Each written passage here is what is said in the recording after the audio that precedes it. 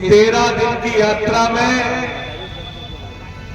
आपके साथ एक भावनात्मक रिश्ता बना है जो जीवन भर कायम रहेगा, इस बात का यकीन दिलाना चाहता हूं। मैंने देखा 70 साल के बुजुर्ग हमारे साथ यात्रा में चल रहे थे। मैंने देखा हमारा एक साथी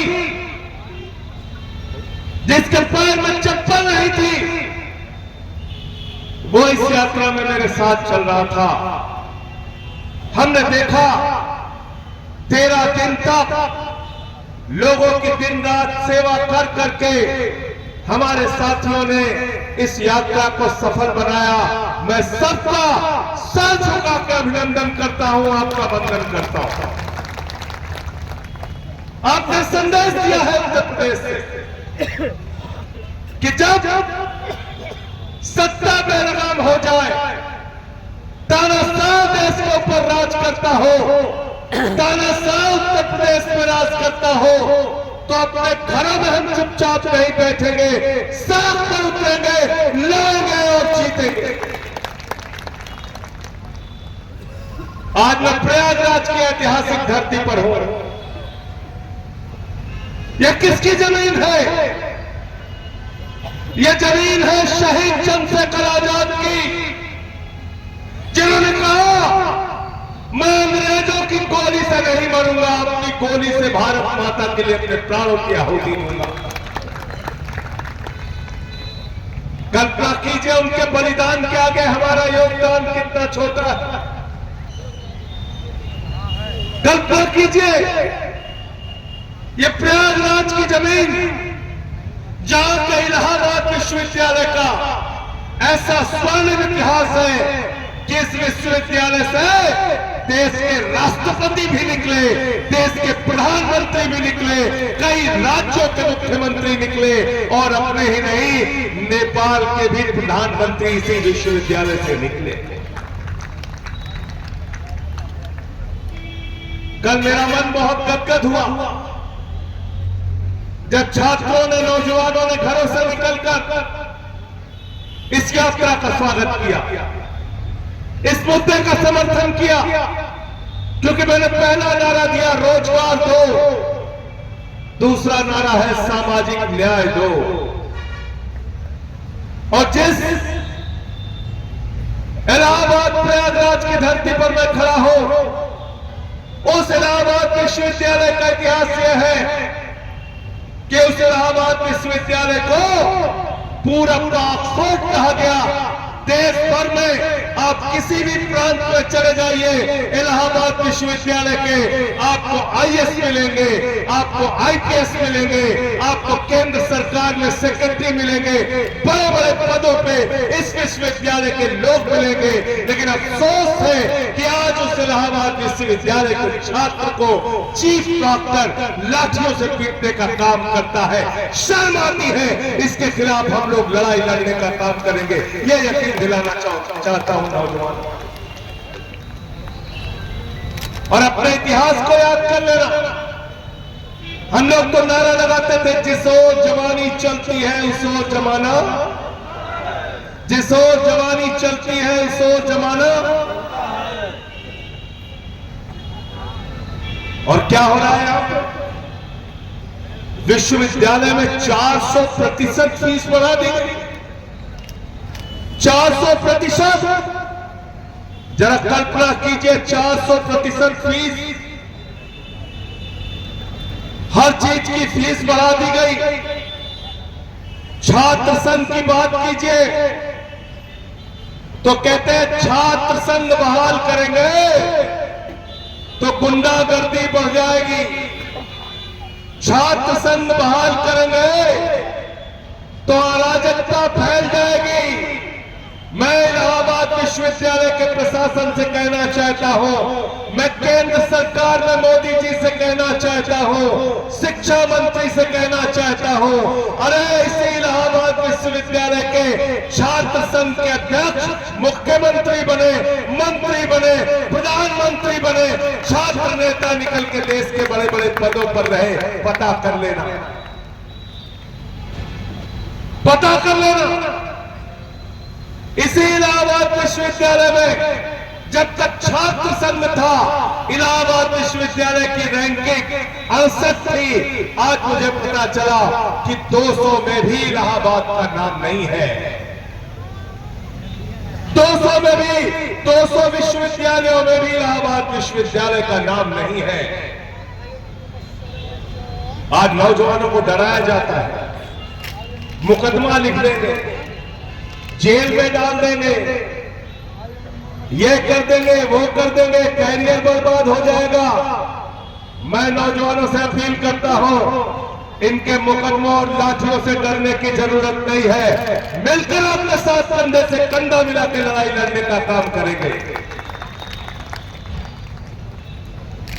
FIR लिखते हैं, NSA लगाते हैं, धाराएं लगाते हैं। बेरोजगारी के खिलाफ आप बोल नहीं सकते, पेपर लीक के खिलाफ आप बोल नहीं सकते। उत्तर प्रदेश में एक पेपर लीक की सरकार चल रही है। सिपाही की भर्ती हो, पेपर लीक हो जाता है। दरोगा की भर्ती हो, पेपर लीक हो जाता है। शिक्षक की भर्ती हो, पेपर लीक हो जाता है। SSC की भर्ती हो, एग्जाम हो, पेपर लीक हो जाता है। हाई स्कूल इंटर का पेपर लीक हो जाता है। PCS का पेपर लीक हो जाता है। एक पेपर लीक सरकार चल रही है। मैं पूछना चाहता हूं, ये पेपर लीक क्यों हो रहा है? पेपर लीक इसलिए हो रहा है कि सरकार और सत्ता में बैठे हुए लोग कमीशन खाते हैं, रिश्वत खाते हैं, नौकरियां देने के नाम पर नौजवानों को लूटने का काम करते हैं। ये पेपर लीक बंद होना चाहिए। इसके खिलाफ भी हम लोगों को मिलकर लड़ाई लड़ने का काम करना है।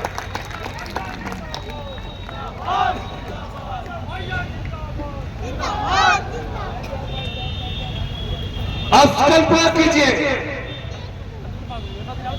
एक नौजवान को उसके मां बाप कितनी उम्मीदों से इलाहाबाद विश्वविद्यालय में पढ़ने के लिए भेजते हैं, पेट काट के पढ़ाते हैं, कोचिंग दिलाते हैं, IAS PCS की, मेडिकल की कोचिंग दिलाते हैं। हमारा लड़का सेलेक्ट हो जाएगा तो हमारा कैरियर बन जाएगा, हमारे बेटे का कैरियर बन जाएगा, परिवार को संभालेगा। इस इलाहाबाद के अंदर आज की तारीख में नौजवान आत्महत्या कर रहा है बेरोजगारी के कारण। बेरोजगारी एक बहुत बड़ी समस्या है। 2018 से उत्तर प्रदेश में मेरे भाइयों कोई शिक्षक की भर्ती नहीं निकली, चाहे PTC का हो, चाहे BEd का हो, कोई भर्ती उत्तर प्रदेश में नहीं हो रही है। स्कूल बंद किया जा रहा है सरकारी, उसके खिलाफ कौन लड़ा? जब योगी बाबा ने उत्तर प्रदेश के सरकारी स्कूलों को बंद करने का फैसला किया तो उसके खिलाफ लड़ने का काम आम आदमी पार्टी के कार्यकर्ताओं ने किया। और जो हजारों स्कूल बंद किए जा रहे थे, उन हजारों स्कूलों को बंद करने के खिलाफ हम लोगों ने जाके उसी प्राइमरी स्कूल पे धरना दिया जो स्कूल बंद किए जा रहे थे। बाबा को मजबूर होना पड़ा और स्कूल बंद करने का फैसला वापस हुआ। लेकिन आज भी बहुत सारे स्कूल बंद हो रहे हैं। उसकी लड़ाई कौन लड़ेगा? हम लड़ाई लड़ेंगे उसकी।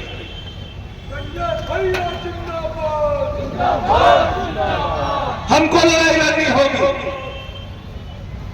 और आज मैं इस प्रयागराज की धरती पे नौजवानों से कहना चाहता हूं, लड़ाई 2-4 दिन की मत बनाओ, लड़ाई लंबी बनाओ।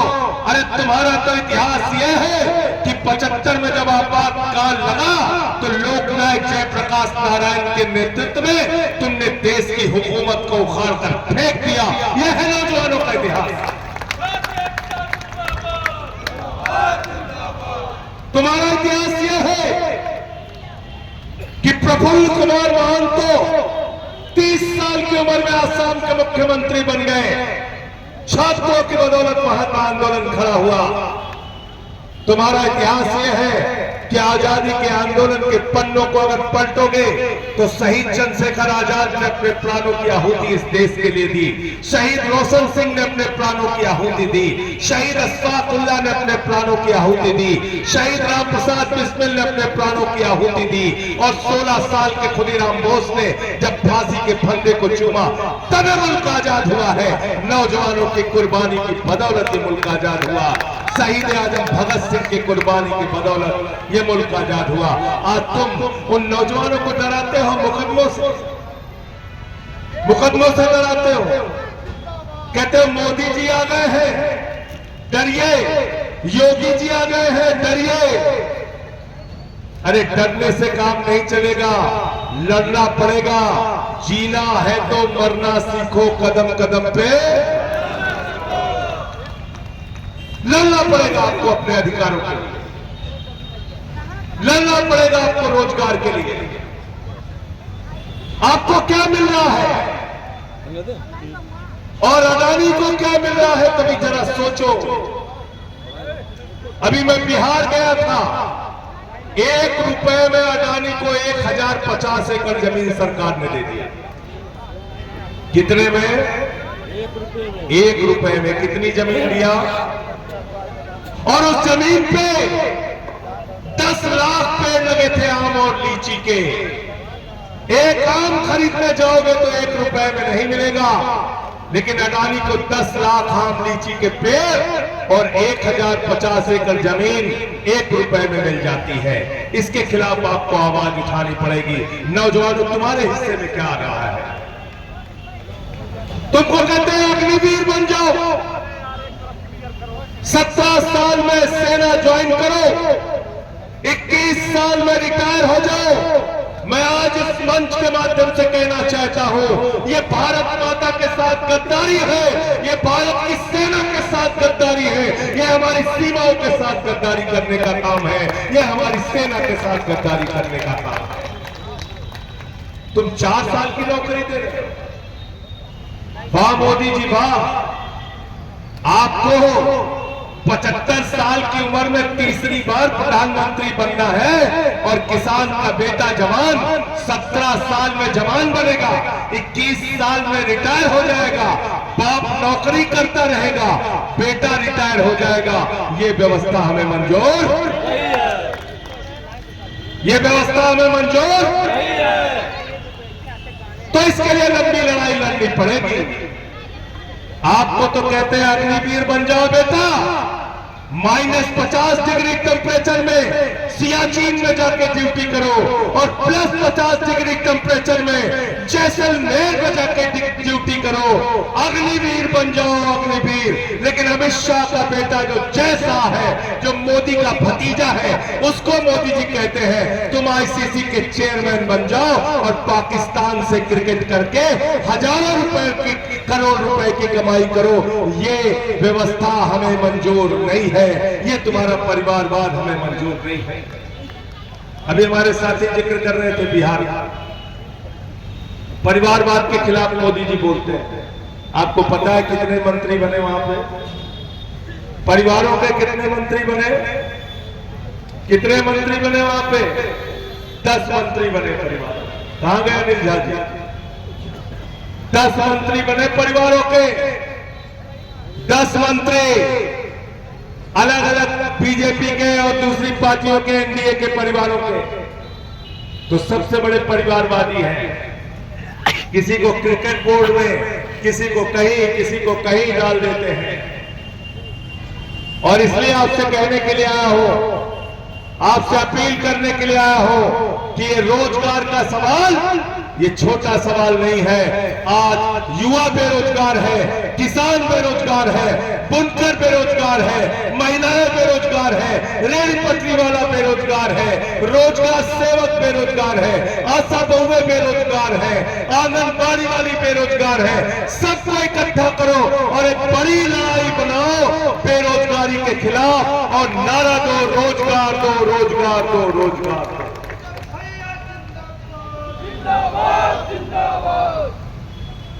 और नकली नारों में मत फंसना, बहुत बर्बाद कर लिया आपको। कभी कहते हैं भारत माता की जय, उसके पीछे छिप जाओ। कभी कहते हैं वंदे मातरम के पीछे छिप जाओ। ये हम नहीं चलने देंगे। मैं पूछना चाहता हूं मोदी जी आपसे, मैं पूछना चाहता हूं योगी जी आपसे, ये जो हमारा ठेला वाला है, ये जो रिक्शे वाला है, ये जो हमारा मजदूर भाई है, ये जो हमारा किसान है, जिसने संस्कृत की पढ़ाई नहीं की, जो वंदे मातरम नहीं गा सकता, क्या वो देशभक्त नहीं है? अरे वो अदानी से ज्यादा बड़ा देशभक्त है, अंबानी से ज्यादा बड़ा देशभक्त है। श्रम करके, मजदूरी करके वो अपना जीवन चला रहा है, अपने बच्चों का पेट पाल रहा है। नहीं आती उसको संस्कृत में वंदे मातरम का गान करना, उसको नहीं आता, तो वो देशभक्त नहीं है। आप उसको देशभक्त नहीं मानोगे। आप भारत माता के जय के नारे के पीछे छिपते हो। इनसे कहो बिजली नहीं आती, कहते भारत माता की जय। इनसे कहो नौकरी नहीं मिल रही, कहते भारत माता की जय। इनसे पूछो अडानी को रेल क्यों बेच दिया, कहते भारत माता की जय। इनसे कहो सेल क्यों बेच दिया, कोयला क्यों बेच दिया, गैस क्यों बेच दिया, समुद्र का तट क्यों बेच दिया, एयरपोर्ट क्यों बेच दिया, कहते भारत माता की जय। मैं आपसे कहना चाहता हूं, भारत माता की जय लगा के भारत माता की संपत्ति बेचने वाले भारत माता के कपूत संतान है, सपूत संतान नहीं है। और क्या कहते हैं? कहते हैं जागो हिंदू जागो, जागो हिंदू, जागो हिंदू। यानी झा हिंदू है कि नहीं है? अनिल झा हिंदू है कि नहीं है? ये पवन तिवारी हिंदू है कि नहीं है? ये राजेश यादव हिंदू है कि नहीं है? ये छवि यादव हिंदू है कि नहीं है? ये नीलम यादव हिंदू है कि नहीं है? ये दिनेश पटेल हिंदू है कि नहीं है? ये सामने बैठने वाले सारे ये हिंदू है कि नहीं है? ये नौजवान हिंदू है कि नहीं है? ये नौजवान कहता है हम जाग गए हैं योगी जी, हमको बताओ तुमने सिपाही की भर्ती में घोटाला क्यों किया? जागे हो कि नहीं भाई? जागे हो ना? ये किसान भी हिंदू है, ये जागो हिंदू जाग गया। ये किसान पूछ रहा है, ये चौधरी सुरेंद्र भी हिंदू है, ये जाग गए, ये पूछ रहे हैं बताओ तुम खाद की एक बोरी के लिए हमें लाठियों से क्यों पिटवाते हो? हिंदू जाग गया है। ये जनक प्रसाद जाग गए हैं, ये पूछ रहे हैं तुमसे कि तुम बताओ एसएससी के पेपर में लीक करा के कितना माल कमाया, कितना घोटाला किया? जवाब दो, जवाब दो। ये प्रशांत यादव हिंदू है, ये भी जाग गया है, पूछ रहा है आपसे। हमारी बहन राजकुमारी आई है, उसने पुलिस वालों से भिड़ंत की थी, लड़ाई लड़ा था। हम पूछ रहे हैं हिंदू है कि बताओ तुमने हिंदुओं के बच्चे जहां पढ़ रहे थे उन सरकारी स्कूलों को क्यों बंद किया? बताओ, हम जाग गए, बताओ। नकली नारों में छिपते हो, कभी जागो हिंदू, कभी वंदे मातरम, कभी भारत माता की जय। अरे हम वंदे मातरम भी कहेंगे, भारत माता की भी जय कहेंगे, और हम हिंदू धर्म को भी मानेंगे, लेकिन तुम जैसे काल नेमी लोगों को पर्दाफाश भी करेंगे। ये बहरूपिया बन के जो टहल रहे हो ना, तुम्हारे बहरूपिया चेहरे को हम लोग खोलने का काम करेंगे। कौन चला रहा है हिंदुस्तान को इस वक्त? सिर्फ 4 लोग। लिख के जाओ, कागज पर नाम बताता हूं। देश का प्रधानमंत्री नरेंद्र मोदी गुजरात से, देश का गृह मंत्री अमित शाह गुजरात से, देश की आर्थिक संपत्तियों पर कब्जा अंबानी गुजरात से, देश की आर्थिक संपत्तियों पर कब्जा अडानी गुजरात से। ये 4 बनाम 144 करोड़ की लड़ाई है, याद रखना। उसी गुजरात में तो गांधी हुए, उसी गुजरात में सरदार वल्लभ भाई पटेल हुए, उनको हम नमन करते हैं। लेकिन ये गुजरात के 4 लोग ये देश की आर्थिक सत्ता और देश की राजनीतिक सत्ता पे कब्जा किए हुए हैं, ये हमें मंजूर नहीं है। देश बेच के खाई मलाई, देश को लूटने का काम कर रहे हैं। यहां पे एक बिजली मंत्री है, क्या नाम है उनका, AK शर्मा। गर्मी में सब परेशान थे, पहुंच गए, पसीना आ रहा था लोगों को, कहने लगे मंत्री जी, मंत्री जी, मंत्री जी, लाइट नहीं आ रही है, बच्चे रात में सो नहीं पाते। बोले जय श्री राम। भगवान श्री राम ने आपको कहा है कि तुम नाकारे बनो, तुम अपनी प्रजा की सेवा न करो। भगवान श्री राम ने आपसे कहा है कि बिजली मंत्री के तौर पर तुम बिजली ना दो, फिर हमारा नारा लगा के लोगों को मूर्ख बनाओ। ये झूठे लोग हैं, याद रखना। इसीलिए मैंने इनकी पार्टी का नाम रखा है भारतीय झूठा पार्टी। और एक हमारे प्रधानमंत्री है, उनका तो विश्व रिकॉर्ड है झूठ बोलने। जापान जाएंगे, कहेंगे जापान से हमारा पुराना रिश्ता है। चीन जाएंगे, कहेंगे हमारा चीन से पुराना रिश्ता है। बिहार गए, कहने लगे यदुवंश से हमारा पुराना रिश्ता है। बलिया गए, कहने लगे बलिया से हमारा पुराना रिश्ता है। पंजाब गए, कहे हमारा सिखों से पुराना रिश्ता है। ईसाइयों के बीच बोले ईसाइयों से हमारा पुराना रिश्ता है। मुसलमानों के बीच में बोले बोरा कम्युनिटी से हमारा पुराना रिश्ता। सबसे तुम्हारा पुराना रिश्ता है और सबकी जेब काट रहे हो, सबकी जेब काटने का काम कर रहे हो।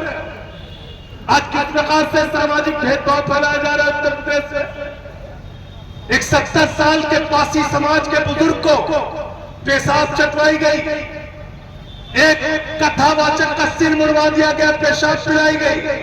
एक दलित को सोनभद्र में उसके सर पर पेशाब कर दिया गया। एक CRPF के जवान को गोली में नहीं चलने दिया गया। एक हरिओम वाल्मीकि को मॉब लिंचिंग करके हत्या कर दी गई। ये हो रहा है उत्तर प्रदेश में। मुसलमानों का फर्जी इनकाउंटर करते हो। ऐसा समाज हमें नहीं चाहिए।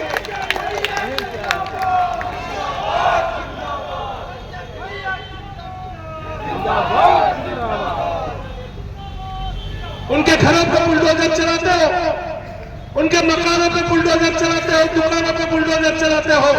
इसीलिए हम सरयू से निकले और संगम में आए। हमने संदेश दिया पूरे देश को, पूरे उत्तर प्रदेश को कि जब गंगा, यमुना, सरस्वती पवित्र नदियां मिलकर आपस में रह सकती हैं, तो इस देश का हिंदू, मुसलमान, सिख, ईसाई, अगड़ा, पिछड़ा, दलित, सवर्ण एक साथ मिलकर क्यों नहीं रह सकता।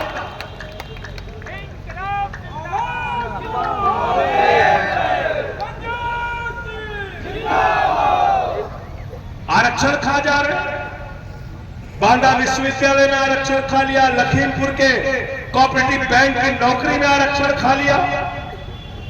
हमारे यहाँ दिन कहते बाप पूत गौनार माई दिया बराती, सब घर वालों को सबको सौंप दिया, सबको सौंप दिया। ये सब हम लोग चलने नहीं देंगे।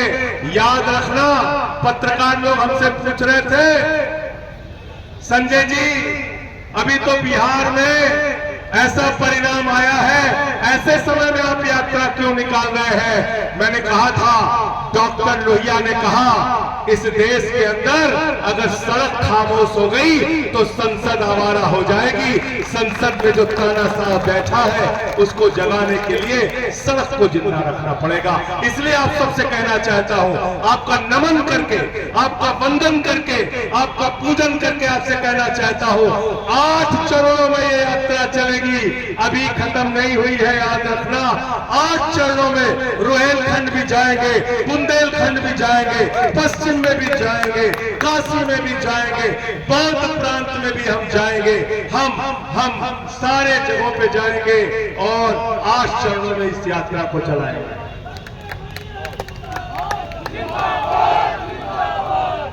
पवन तिवारी कह रहे हैं बाबा पे कुछ बोले नहीं, एक यात्रा और चल रही है। हमने कहा वो प्रॉपर्टी का काम करता है, उसके बारे में ज्यादा नहीं बोलना चाहिए। अभी उस कह रहा था 25,000 गद्दा चोरी हो गया। कचौड़ी पहले खा लेते हैं लोग। हमारे यहाँ जो शासित साथी है, इन्होंने पूरे 13 दिन की यात्रा पूरी पवित्रता और ईमानदारी के साथ पूरी की तालियां बजाइए, इनका स्वागत कीजिए, अभिनंदन कीजिए।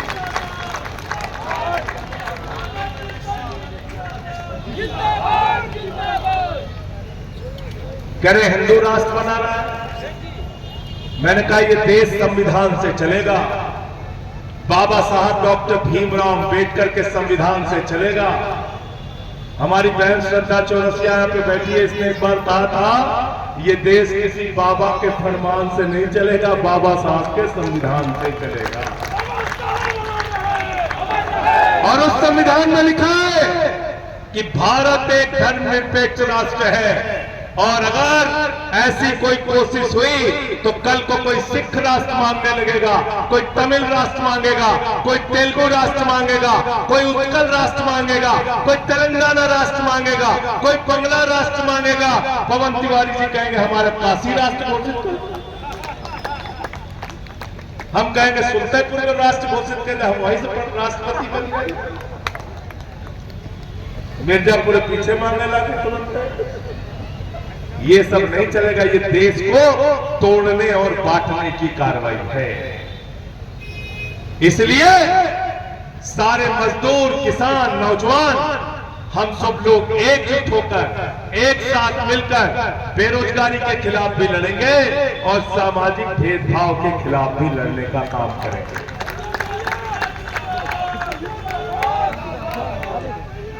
बाकी यात्राओं में साथ चलोगे कि नहीं चलोगे बताओ? चलोगे कि नहीं चलोगे? तैयार हो ना? मैं अंत में इन्हीं लाइनों के साथ कि अमन बिक रहा है, चमन बिक रहा है, गरीबों के तन का कफन बिक रहा है, बाजारों में बहनों का तन बिक रहा है। यारों बुरा न मानो तो कह दूं, इन बेईमानों के हाथों वतन बिक रहा है, इन बेईमानों के हाथों वतन बिक रहा है।